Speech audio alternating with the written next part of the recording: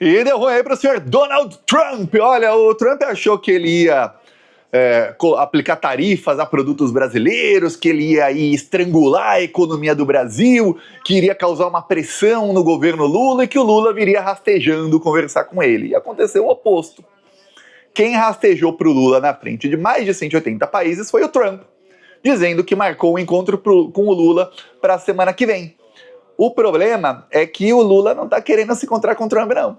O Lula acaba de esnobar Donald Trump. Pois bem, o chanceler do Brasil, que é o ministro das Relações Exteriores, que é o Mauro Vieira, deu entrevista para a jornalista mais famosa da CNN dos Estados Unidos. E nessa entrevista surpreendeu aí aos estadunidenses, ao dizer o seguinte, a entrevista é em inglês, né, mas eu vou mostrar aqui um trecho da entrevista, né? Ele diz que o Lula está muito ocupado. Vou mostrar para você que está muito engraçado. Amanhã para o Brasil. Veja um momento. Vamos lá. Unfortunately, President Lula is leaving tomorrow back to Brazil. He's very busy. He has a very busy agenda, so it won't be possible to meet personally. But they will speak, and I'm very glad that it happened. Na entrevista. Ou seja, o Lula tá muito ocupado para falar com o Trump. Ó, Trump, a gente vai se falando, hein? Ô, me liga depois. Então, se quiser, Trump, é por telefonema ou por videoconferência. De preferência por telefonema, que o Lula não quer nem ver a cara do Trump. Por quê, Thiago? Porque o Lula não é tonto. O que aconteceu aí nos últimos meses? Alguns líderes mundiais, eles de seus países, né? Eles foram à Casa Branca, eles foram humilhados pelo Trump. E aí, eles ficaram sem retórica. O único ali que foi humilhado e conseguiu depois bater no Trump foi o presidente da África do Sul. O Trump falou que a África do Sul está fazendo um genocídio, não sei o que, ele falou, é mentira. Aí o Trump mostrou uns vídeos e falou, esses vídeos são fake news, não são nem na África esses vídeos, não são aqui. Mas o que a imprensa mundial mostra, ainda mais a África do Sul sendo um país do BRICS, mostra que o Trump humilhou o cara. E aí a narrativa nos Estados Unidos é que o Trump humilhou o cara. Outros aí, como o primeiro-ministro da Inglaterra, foram humilhados pelo Trump. O Zelensky foi achincalhado pelo Trump e outros aí também. Então o Lula falou, o quê? O Trump vai me levar naquela salinha, eu nem falo inglês, para falar o que ele quiser para mim, até a tradução chegar, eu responder, a tradução chegar, ferrou. E aí vai vídeo para os bolsonaristas, a imprensa vai detonar o Lula, porque vamos lembrar, a imprensa ainda tem esperança no projeto T. Esse projeto foi explodido, que é o projeto Tarcísio, mas a imprensa ainda tem esperança. Só você ver a narrativa da imprensa nos últimos meses, que primeiro era de defender a soberania nacional. Depois a narrativa mudou para, o Lula não quer conversar com o Trump, o Lula não sei o quê, e a culpar o Lula pelas tarifas. Por quê? Porque viram que a popularidade do Lula está subindo e isso torna completamente inviável o projeto Tarcísio. Então eles precisam bater no Lula com mentiras, precisam criar pessimismo na população e dizer que as coisas vão piorar. É só você ver que a imprensa viu que pelas pesquisas o otimismo das pessoas com a economia está aumentando, que a economia está melhorando cada dia mais.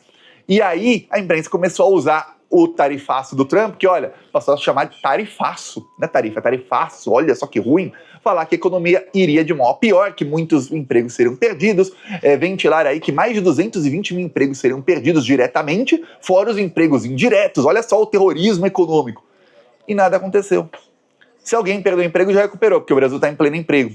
E o Brasil está exportando mais hoje do que exportava antes das tarifas do Trump entrarem em vigor. Então, se está exportando mais, está vendendo mais, está gerando mais emprego. Então aí dá ruim, né? Aí a narrativa cai. Então, Trump pensou tudo isso, falou, vai dar certinho. Não deu. O que o Lula falou? Não. A gente vai falar por telefone. E nessa conversa por telefone, o Lula vai falar para o Trump aí as verdades que têm que ser ditas. Agora, a nova da imprensa, vi aí matéria da Vera Magalhães, vi outros aí na Globo, o Globo News passou horas discutindo isso hoje. É o quê? O que o Lula tem que falar no encontro com o Trump? O Lula não pode fazer populismo? Não pode ser um encontro em que ele vai usar para fazer populismo barato e tal? Estão preocupados. Por quê? Porque tem uma chance enorme do Lula dobrar o Trump, que é o que vai acontecer, e o Lula conseguir colher uma vitória enorme. Porque o Lula sabe que o Trump quer anunciar uma vitória para ele nos Estados Unidos. Mas vitória não significa humilhar o Lula. Isso não é vitória. Vitória é ele conseguir alguma coisa desse encontro para anunciar lá nos Estados Unidos e falar, consegui aqui parceria com o Brasil é nosso amigo agora, gente. Brasil, I love you, é isso. E pro Lula, o Lula sabe, Trump, dá para fazer um jogo de ganha-ganha com esse encontro. nessa ligação aí, nesse telefonema. Então o Lula vai aí nos próximos dias ver exatamente qual estratégia ele vai tomar. E até agora, toda a estratégia dele funcionou. O Eduardo Bolsonaro, então, entrou em pânico. Esse vídeo aí que eu te mostrei é vídeo de esse repórter aí do Metrópolis, ele é bem bolsominion, ele é lavajatista, ele é adorador aí do Sérgio Moro, fã número 1 do Sérgio Moro. Ele é amigo do Eduardo Bolsonaro também. Aí, o Eduardo Bolsonaro gravou um vídeo em pânico. Você vê que ele tá com olheira. Ele tá com olheira, ele tá todo ferrado. Olha aqui, olha isso. Cara de quem não dorme há 3 dias. A pele dele tá toda ferrada aqui. Aqui. Mas vê, que coisa, hein, Eduardo? Que coisa. Vou te mostrar aqui o que disse Eduardo Bolsonaro. Vamos lá. Desculpa colocar bandido na sua tela. Olha só como é que o Lula é um líder fraco e coloca o ego dele acima de tudo, inclusive do interesse dos próprios brasileiros. O Trump aceitou conversar com o Lula. No entanto, ainda hoje, o chanceler brasileiro, Mauro Vieira, falou numa entrevista enquanto o presidente Luiz Inácio Lula da Silva. Essa parte você já viu, né? Has a very busy agenda, so it won't be possible to meet Lula personally. tá ocupado. A comitiva japonesa fez uma campana, ficando 24 horas por dia nos Estados Unidos à espera de uma ligação de quem quer que fosse do governo americano para negociar as tarifas com o governo Trump. Essa sim é uma conduta que busca resolver o problema. Ele citou aí que a comitiva japonesa fez uma campana para esperar a ligação de quem quer que fosse. Aí sabe o que aconteceu? O Trump fez um acordo que vai quebrar o Japão, praticamente. Foi isso que aconteceu. Eles foram humilhados pelo Trump. Eles se humilharam, o Japão se colocou lá em posição de se humilhar e foi humilhado. E ainda fez um péssimo acordo com o Trump que não respeitou o Japão. Agora, se você pensar, o Japão é uma grande economia, é um país de primeiro mundo, é um país que está em declínio, queda econômica. Fui para o Japão no ano passado e todos os japoneses, eles são bem mais abertos do que eu imaginei, né? Todos eles, é incrível, você nem fala de economia e eles falam, a economia está muito ruim. A economia está muito, muito ruim. Todos reclamam. É engraçado que os japoneses são bem mais, falam que são fechados. O garçom lá falou quanto ele ganha. Eu nem perguntei, os caras vão falando. Quem tá curioso, o garçom ganhava o equivalente a 5 mil reais por mês e trabalhava na escala 4x3. 4 dias e folgava 3. 6 horas. Esse era o salário ali do garçom, que diz que a economia tá muito ruim. Já no Japão tudo é bem barato, então ganha bem lá o garçom, viu? Pelos preços de lá. Aí o Eduardo Bolsonaro cita o Japão, que foi um país que se ferrou na mão do Trump, como exemplo. Porque eles são subservientes, eles são traidores da pátria, eles acham que o Lula tem que ir lá se ajoelhar pro Trump. O Lula tá fazendo o quê? Não, o Trump, você quer se encontrar comigo? Encontro não. A não ser que você queira se convidar para vir pro Brasil, igual ele tá se convidando aí pra China, desde que ele assumiu o mandato dele, ele tá se convidando para ir pra China, e o presidente da China falou não. Aí ele disse que iria para a China até o fim do primeiro semestre. Passou aí, não foi. Falou que iria até o fim do ano. Passou aí, não foi. Aí agora o presidente da China falou que o Trump pode ir lá no ano que vem. Quando no ano que vem? Não se sabe. Aí o Trump se convidou para ir numa reunião de países asiáticos que vai ter na Coreia do Sul. Ele se convidou para essa reunião, para ele poder encontrar com o presidente da China pessoalmente lá. E aí não tem como o cara escapar dele. É por isso, porque senão não ia ter nem encontro, tá? É isso aí que tá. Então você vê que o Trump agora vai ter que correr atrás do Lula. Ah, quer encontrar pessoalmente? Então vem cá, você que venha. Ou a gente se encontra em algum lugar que eu vá. Então você pode ir lá, ó. Ninguém te impede não, ó. A não ser que te impeçam, aí você não vai. Então é isso. Se não, ó, é por telefone, por videoconferência, aí a gente vai se falando, viu, campeão? Vai nessa. E o Eduardo Bolsonaro tá em pânico, tentando agora... O título desse vídeo aí dele, né, é engraçado, né? A narrativa que ele tenta disseminar é o seguinte... O Lula, como tenho dito, o Lula deseja as tarifas. E agora? A culpa ainda é do Eduardo Bolsonaro e do Figueiredo? Ele fala nele mesmo em terceira pessoa. Quando a pessoa começa a falar nela mesma em terceira pessoa, porque já tá um parafusinho aqui, começou a cair. Aí ele falou, a culpa é minha? Mas pô, você falou 1000 vezes que foi você quem articulou as tarifas. Você falou, tem vídeos dizendo. Agora que ele tá para ser preso por isso... Ferrou. Por quê? Porque é óbvio que o governo brasileiro, depois das primeiras conversas com os Estados Unidos, vai cobrar que, ó, vocês têm que cumprir o mandado de prisão da Interpol, que vai ser um mandado que será expedido muito em breve contra o Eduardo Bolsonaro. E aí ele vai ser preso. Imagina Eduardo Bolsonaro preso nos Estados Unidos. É por isso que ele já começou a articular com o ditador lá da Hungria, para ver se ele foge para a Hungria. Porque ele tá com medo que na fuga ele seja preso em outro lugar. Provavelmente, vamos ver se essa eu acerto ou não. O Eduardo Bolsonaro vai fugir dos Estados Unidos sem avisar ninguém, igual a Carla Zambelli fez, fugiu do Brasil sem avisar ninguém. E aí, quando ele aparecer, ele já tá na Hungria. Provavelmente, porque se ele avisar, ele tem medo que seja emitido um mandado de prisão e ele seja preso no meio do caminho ali. Então, esse é o futuro aí do Eduardo Bolsonaro. Agora, nessa aí, o Lula esnobando o Trump e tudo mais, não é só o Lula.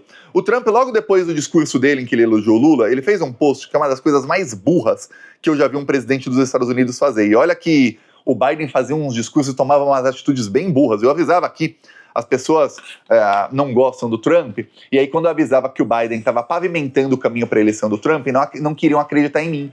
Falava, Thiago, você está torcendo contra. Eu não tenho que torcer contra, eu analiso o que acontece. Até porque eu torcer para quem vai ganhar nos Estados Unidos não muda nada. Eu nem faço conteúdo em inglês, eu não mudo o voto de ninguém. Não pense que John, estadunidense do Texas, vai mudar de voto porque o Thiago falou alguma coisa aqui em português no Plantão Brasil. Não vai. Então, e que isso vai definir a eleição. Aí o Trump conseguiu aí passar o nível de burrice do Biden e fez um post aí ameaçando a Rússia. O post é enorme, tá? É enorme o post dele. Eu não vou ler tudo aqui, porque é gigantesco. Isso aqui, textão. Mas o que ele diz praticamente é o seguinte. Eu vou até traduzir aqui para o português.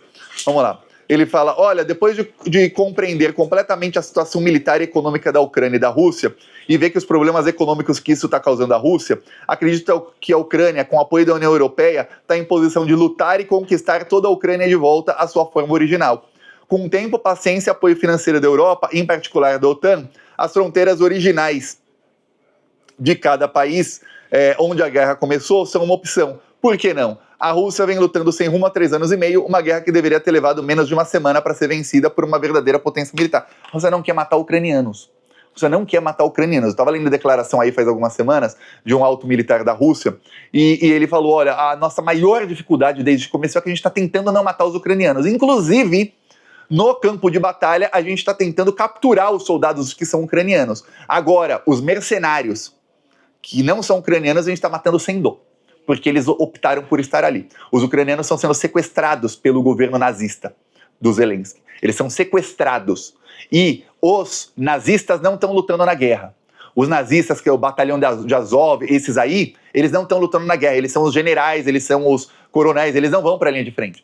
Quem vai para a linha de frente é um ucraniano normal, que os russos consideram irmãos. Todos eles eram União Soviética, eles se consideram irmãos. Todo ano, no Ano Novo, e eu sei porque eu tinha vários amigos ali que eu passava o Ano Novo quando eu morava na Polônia. No Ano Novo, eles param o que estão fazendo, param tudo, para a festa de Ano Novo, para ver o discurso do Putin. E o Putin faz um discurso para toda, ele chama de comunidade russa, que é Rússia, Bielorrússia, Ucrânia, vários países ali. E a Geórgia, tem outros ali. Aí eles param para ver, e ele fala, somos todos irmãos. E ele não quer matar esse pessoal, porque é o pessoal que ele sabe. E já cheguei a mostrar vídeos aqui, o governo Zelensky sequestra as pessoas no meio da rua. Eles vão lá com uma van, 4 ou 5 soldados, sequestram a pessoa e levam para a linha de frente. Onde na linha de frente, mesmo com isso tudo, em média morrem em 2 semanas. Aí o Trump fala o seguinte, olha só que coisa. A Rússia, na verdade, está fazendo com que pareça um tigre de papel. Quando as pessoas que vivem em Moscou e nas grandes cidades pela Rússia descobriram o que realmente está acontecendo com essa guerra, o fato é que é quase impossível para elas obterem gasolina através de longas filas que estão se formando. Isso é tudo mentira que ele está falando. Não tem fila nenhuma por gasolina, nada disso que ele está falando é verdade. Aí ele diz, resumindo aí, resumo da ópera, que ele vai mandar as armas que a Ucrânia precisar para a Ucrânia reconquistar o território ali. Território que, vamos lembrar, aquela população se considera russa e votou em plebiscito que eles querem ser russos. Plebiscito aí que teve quase 100% da população votou no plebiscito. E 91% votou que eles querem ser Rússia. Tá. O que é Trump? Vamos lembrar o que aconteceu depois que começou o conflito. E eu avisei isso. No dia que começou, eu fiz um vídeo aqui. Perdi mais. O Plantão Brasil perdeu mais de 400 inscritos, mais de 400 pessoas que estavam sendo ali doutrinadas pela Globo, viram o vídeo, não gostaram e desinscreveram do canal, em que eu falei: o que vai acontecer? Anotem. A economia da Rússia vai melhorar com as sanções que estão ameaçando e depois aplicaram. A economia da Europa e dos Estados Unidos vai ser dilacerada. A inflação nos Estados Unidos vai ser alta e eles não estão acostumados com inflação. E o Trump vai se eleger. A única parte que eu não adivinhei é que o Biden ia ser candidato. Eu cheguei a falar, o Trump vai dar uma surra eleitoral no Biden. Eu não imaginava que a surra ia ser tão grande que o Biden ia colocar a Kamala Harris para ser candidata, que ela tinha mais chance que ele. Mesmo assim, ela levou uma surra. É isso. E aconteceu tudo isso. A economia da União Europeia está dilacerada, a inflação da União Europeia está enorme, os investimentos na União Europeia são os menores aí das últimas décadas, o custo que falam sempre, eu lembro que a imprensa adora falar o custo do Brasil, que é o custo de se produzir no Brasil. O custo nos Estados Unidos e na União Europeia é gigantesco, exatamente porque eles não têm mais o gás e o petróleo russo, eles têm que comprar petróleo dos Estados Unidos, que é muito mais caro, em média 40% mais caro, então para a indústria fica praticamente inviável manter os preços, e aí o que acontece? A taxa de lucro da indústria é menor, então ninguém quer investir lá, porque você tem uma taxa de lucro menor, porque o custo de produção é maior e não dá para repassar o preço todo, o aumento do preço para o consumidor, porque fica inviável. Os preços mesmo assim aumentaram, inflação enorme, os líderes europeus todos com a popularidade baixíssima, e adivinha qual foi a economia, se você contar, não é um país europeu, né? Tá na Ásia, na verdade, a economia que mais cresceu, se você contar da Europa, a da Rússia. A economia russa, depois de mais ou menos 6 meses, eles conseguiram se adaptar totalmente, a ponto de que empresas aí como a Heineken, o McDonald's, a Coca-Cola pediram para voltar para a Rússia e o governo Putin falou, não. Bom, se quiserem voltar, ok, não tem problema algum, mas nós não vamos devolver a fábrica de vocês, não vamos devolver as terras que vocês tinham, que isso tudo já foi estatizado. Isso tudo agora é de companhias russas e a gente não vai tirar dos russos porque na hora do vamos ver, vocês traem a gente. Se você quiser, ó, Coca-Cola, ter uma fábrica nova aqui, investe e construa uma nova fábrica, que vocês tinham agora de uma empresa russa. McDonald's quer ter invista em novas lojas, que as que vocês tinham agora são de fast food russo. É isso que aconteceu, olha só que coisa. Aí nessa aí, o porta-voz do governo russo falou, olha, a Rússia não é um tigre, a Rússia é um urso, e não existe ursos de papel. Enquanto isso, olha só o que o BRICS está fazendo. Vamos lembrar que o Irã, que deu uma surra em Israel numa guerra de 12 dias, e que ninguém esperava, e que o próprio Trump ficou com carinha de bunda, o Irã começou a fazer parcerias aí com o país do BRICS. Para você ter uma ideia, o Irã encomendou 7 mil megawatts de painéis solares da China. A China está com uma tecnologia solar que é muito mais avançada do que os painéis solares que tem no resto do mundo. Muito, infinitamente mais. Inclusive estão investindo no Brasil também em geração de energia solar. Aí a China também aumentou a importação de petróleo do Irã. 1,81 milhões de barris por dia. 1.800.000 barris por dia a China está importando. A China tem aí em produção de energia mais do que o dobro do resto do mundo junto. Aí o Irã está enviando aí mais de 40 turbinas de gás, ó, aqui, para a Rússia. Exatamente para a Rússia ter mais gás, ter mais possibilidade de escoar o seu gás para a China. Então a China e a Rússia anunciaram na semana passada que vão fazer aí o maior gasoduto da história. Para o gás russo ser vendido agora todo para a China. Que coisa, hein? E também a Rússia assinou 8 tratados nucleares com o Irã. Mas ela, epa! Então os BRICS aí aumentando a sua parceria. Que coisa. E o Trump? O Trump falando besteira. E agora ele que falou que ia acabar com as guerras, quer financiar ali uma derrota que ele vai ter na Ucrânia, para que fique mais e mais tempo. Só que tem uma coisa nesse conflito da Ucrânia que a Globo não vai te falar, tá? Que eles têm lado ali do Zelensky, que é nazista, que é, a cada $1 que a Rússia gasta, a OTAN está gastando 3 a 4 dólares nessa guerra. Então para a Rússia está sendo um negócio excelente, está enfraquecendo economicamente todos aqueles que estão contra a Rússia. Porque está muito mais caro para o lado da OTAN militarmente. Veja só que coisa. Tá aí, ó. E o Trump vai entrar na mesma... É uma das coisas mais burras que eu já vi alguém fazer. Ele conseguiu aí chegar no nível de burrice do Joe Biden. Eu peço a sua inscrição no canal. Seguimos aqui na luta. Falou!